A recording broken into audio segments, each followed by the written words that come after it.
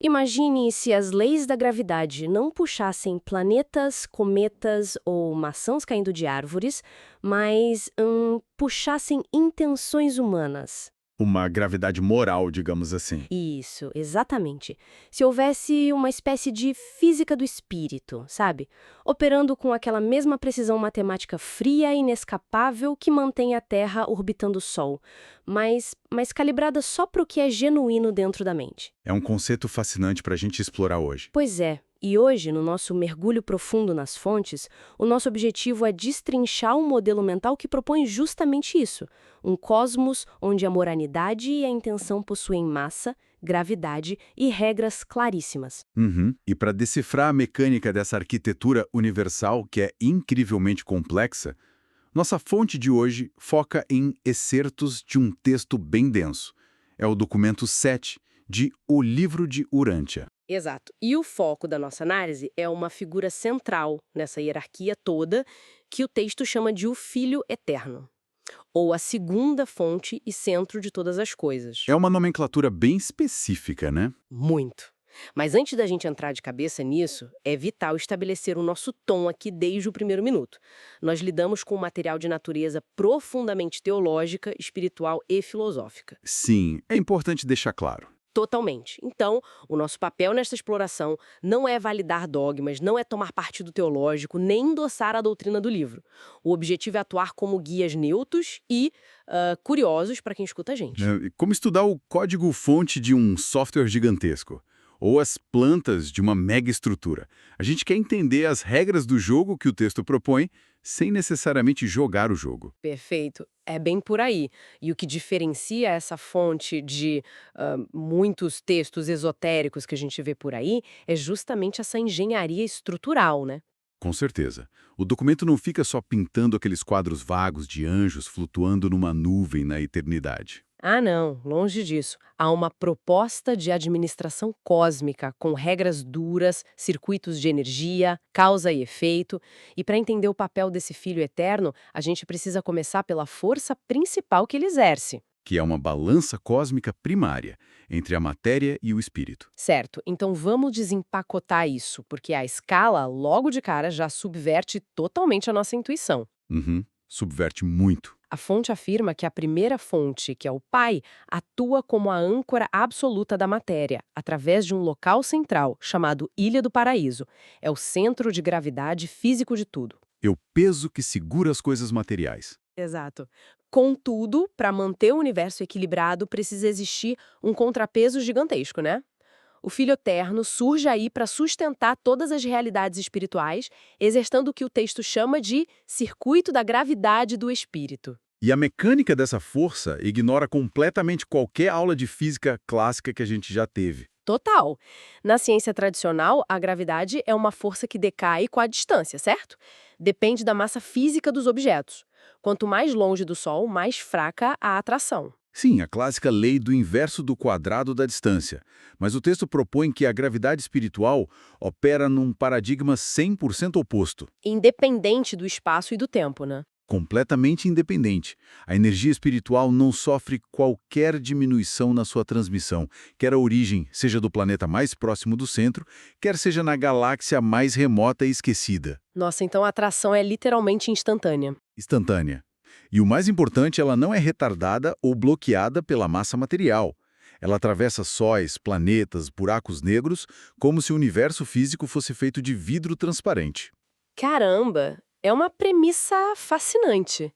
Se for possível usar uma analogia mais contemporânea para quem está ouvindo, a sensação é a de observar um entrelaçamento quântico da moralidade. Olha, essa é uma ótima forma de visualizar. É, porque na mecânica quântica, duas partículas entrelaçadas reagem instantaneamente às mudanças de estado uma da outra, não importa se estão a centímetros ou a milhares de anos-luz de distância. O espaço simplesmente deixa de existir como barreira. Exato. O documento propõe que qualquer valor espiritual gerado em qualquer pontinho do cosmos sofre uma atração magnética imediata na direção desse filho eterno.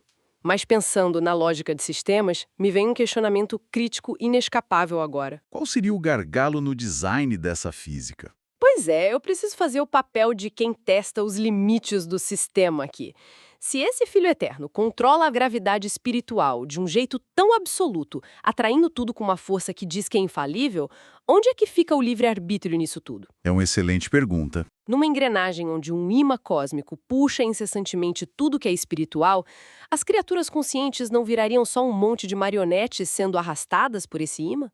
Qual é a margem real para a escolha? Bom, o que é fascinante aqui é como o texto já antecipa esse paradoxo.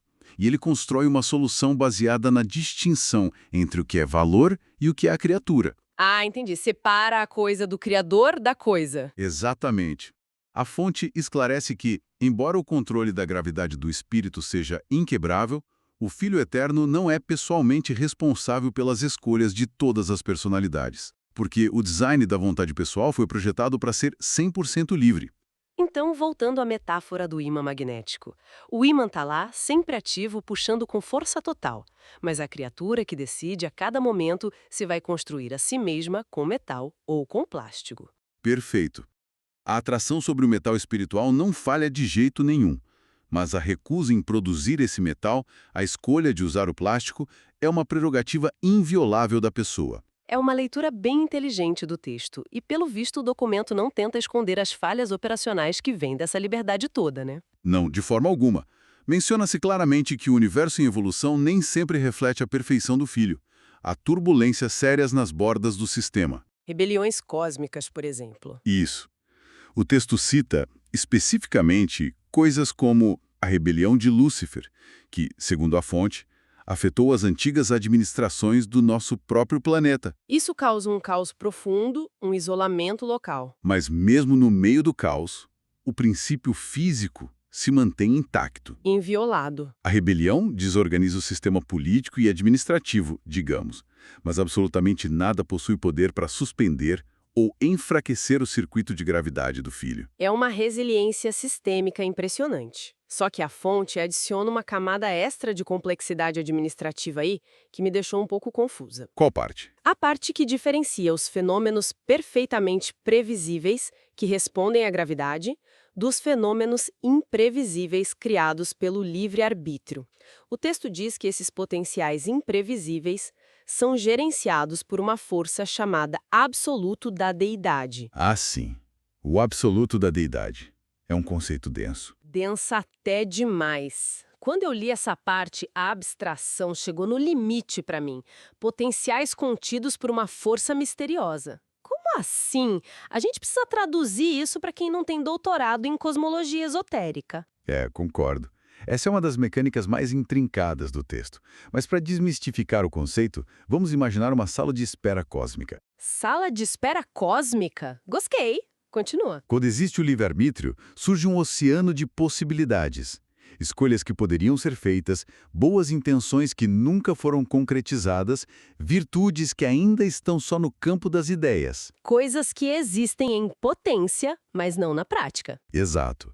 Como essas coisas não são reais ainda, elas não possuem massa espiritual para serem puxadas pela gravidade do Filho Eterno. Então elas ficam contidas, guardadas, nessa estrutura chamada absoluto da deidade. Ah, agora fez sentido.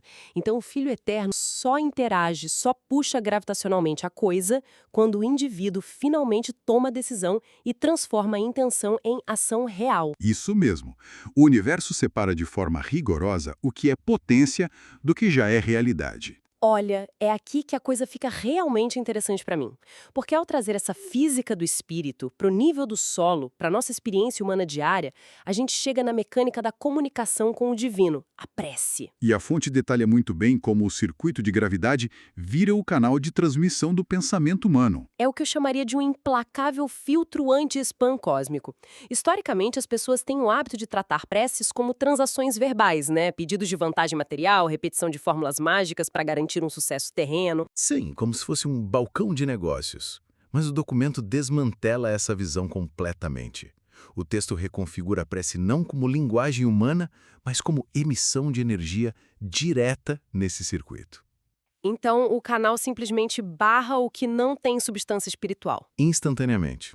Súplicas moldadas só pelo egoísmo ou que estão enraizadas unicamente no mundo material não possuem a composição química, por assim dizer, para engatilhar a gravidade. A fonte usa uma imagem muito boa, bem literária, descrevendo palavras egoístas como o bronze que soa e o símbolo que ressoa. Produzem barulho na atmosfera física, mas geram silêncio absoluto no circuito espiritual. A validação não é a palavra articulada, né? E a analogia biológica que a fonte traz para explicar isso é brilhante. Ela compara esse processo com o sistema nervoso humano. Uhum. É uma ótima maneira de visualizar a burocracia divina. Pensa na nossa biologia. O corpo tem vias neurais diferentes.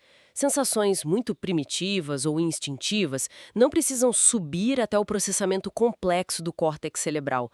Os centros inferiores da coluna vertebral interceptam e resolvem aquilo no automático. Se o cérebro superior tivesse que autorizar conscientemente cada microajuste muscular para a gente ficar em pé, o colapso mental seria na hora. Exato. O cérebro superior é poupado, reservado só para mensagens vitais e complexas, e a governança cósmica funciona igualzinho, pelo visto. A precisão dessa analogia é incrível.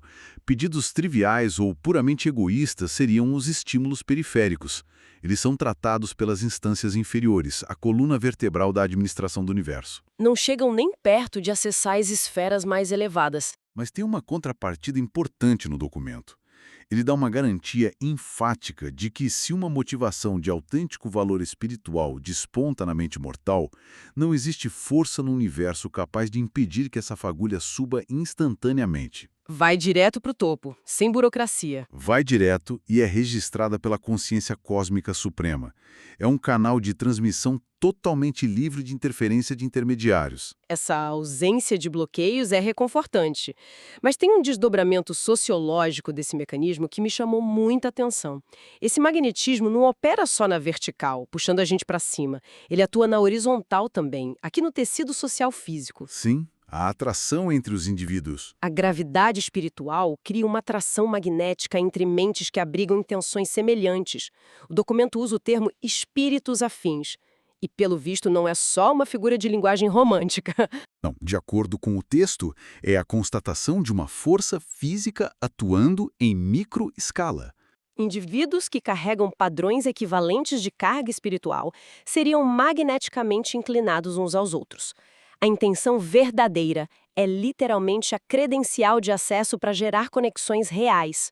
É impossível dissimular intenções perante a física cósmica. Esse é o ponto central. Só que, e aqui a gente entra na parte complexa, essa pureza matemática rigorosa leva o documento a enfrentar o seu maior paradoxo narrativo. Ah, lá vem o paradoxo da perfeição. Pois é, existe um abismo colossal entre um polo absoluto e perfeito e a realidade das criaturas evolutivas que nascem frágeis, materiais e cheias de falhas. Como preencher o vão entre a pureza do Filho Eterno e a imperfeição da gente? É como quem está aprendendo a usar o livre-arbítrio se conecta com um ser que é 100% absoluto. E a arquitetura para resolver isso é fascinante, porque não apela para um passe de mágica. Ela detalha planos sistemáticos de delegação e intervenção. Envolve frentes coordenadas para ajudar as criaturas de diferentes formas. O nível evolutivo conta com uma centelha do próprio pai, que habita a mente, a biologia segue o seu curso, mas o gargalo lógico fica na figura central de hoje. O Filho Eterno é puramente pessoal e absoluto. Ele é incapaz de se fragmentar. Ele não tem como enviar pedacinhos de si mesmo para habitar as mentes espalhadas pelos planetas. Então, faltava uma ponte que só ele poderia construir. Como ele resolve isso? Já que é impossível diluir a própria essência sem quebrar o status absoluto dele, a solução descrita no texto é o conceito de autodesoutorga. Autodesoutorga.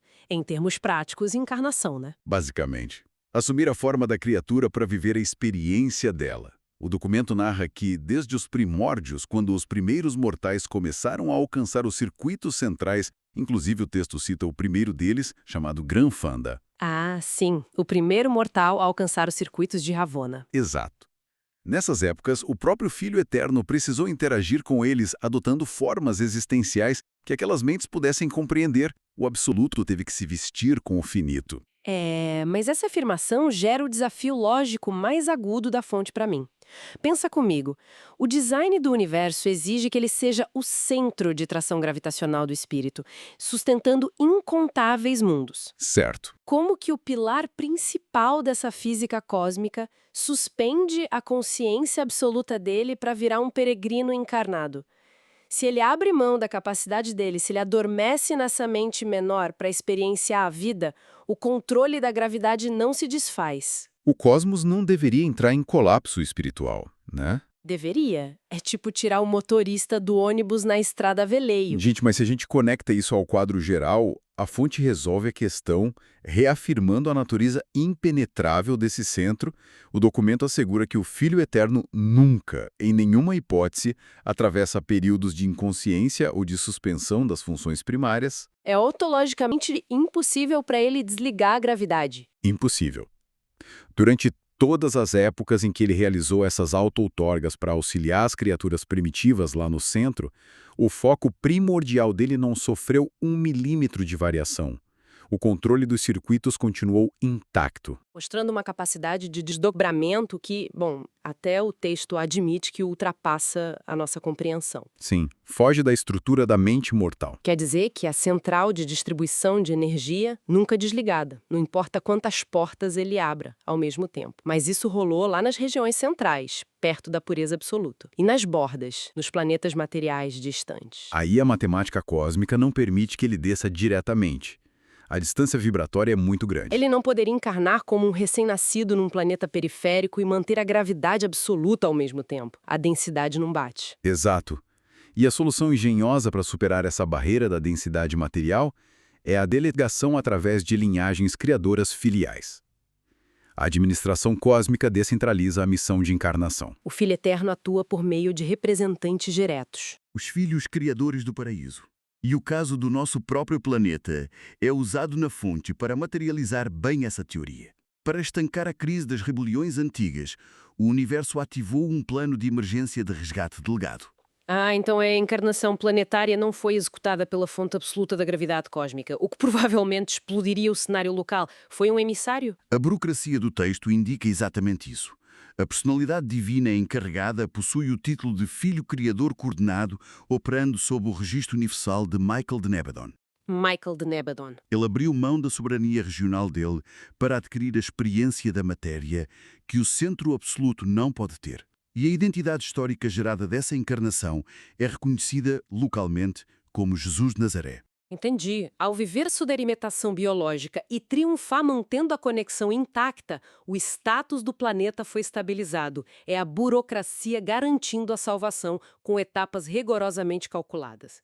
E falar de filhos criadores revela o tamanho dessa estrutura. É gigantesca. O documento 7 enfatiza muito que a ignorância sobre a multiplicidade dessas linhagens é a raiz de severas confusões na nossa história. Sim, porque a administração do espaço não depende de um único ser microgerenciando galáxias infinitas, né? Isso seria ineficiente.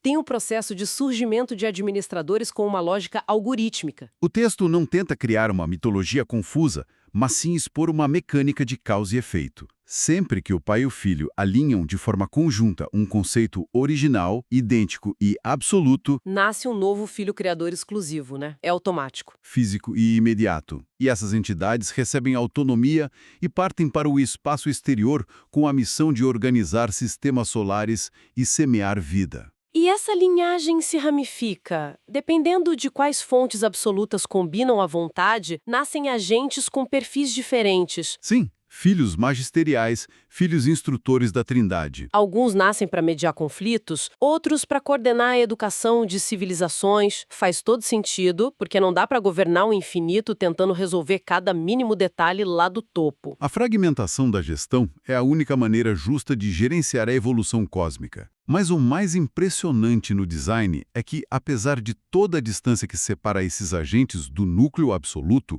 o fluxo de dados nunca falha. Tem uma arquitetura de rede viva operando em tempo real. Sim, e o detalhe intrigante é que essa malha de transmissão é estritamente separada daquele circuito geral de gravidade que atrai as preces da gente, no parentesco das consciências divinas.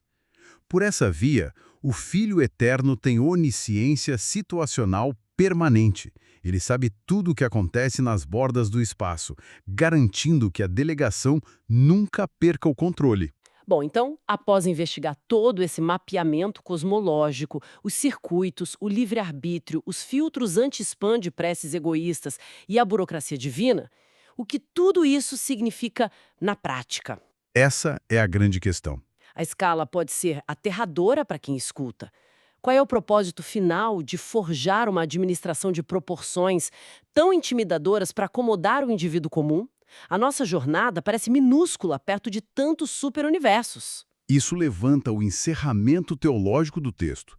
O grande porquê dessa mediação gigante através do Filho Eterno é viabilizar uma aproximação segura. Segura em que sentido? A primeira fonte, o Pai, tem uma voltagem absoluta tão inimaginável que tentar um acesso direto seria como tentar observar o núcleo do Sol sem proteção nos olhos. O observador não enxergaria a luz, ele ficaria cego. Imediatamente. A estrutura opera como um gigantesco transformador elétrico, diminuindo a voltagem para que a energia ilumine a casa de forma segura, sem explodir a fiação. Sem torrar a consciência humana, né? A ilustração é bem essa. O Filho Eterno e as ramificações existem para refratar, traduzir e tornar compreensível o caráter do topo. O Pai só desce aos mundos através desses administradores. Então, o caminho de volta precisa usar a mesma rodovia cósmica. O ser humano não avança saltando o abismo de uma vez. Ele sobe usando os marcadores de trilha da hierarquia. É a justificativa para a máxima do texto de que quem tiver visto um filho encarnado nas bordas do cosmos, haverá visto o próprio Filho Eterno. O peso matemático e espiritual é o mesmo. É um convite surpreendentemente acolhedor, escondido sob essa montanha toda de mecânica universal. O modelo mental do documento 7 apresenta um algoritmo moral fascinante. Um lembrete de que o humano precisa descartar o peso morto material. Exato. O design físico exige que a criatura fique leve o suficiente para que a atração da gravidade espiritual puxe a pessoa por mérito genuíno e não por discursos vazios. Nossa exploração das fontes se encerra por aqui hoje. Foi um mergulho profundo, muito interessante. Sem dúvida. E para encerrar, a gente volta àquela primeira inversão de pensamento do início. A ideia de que as verdadeiras forças do cosmos não puxam matéria, mas examinam a densidade de cada decisão silenciosa nossa. O que é genuína? Sim.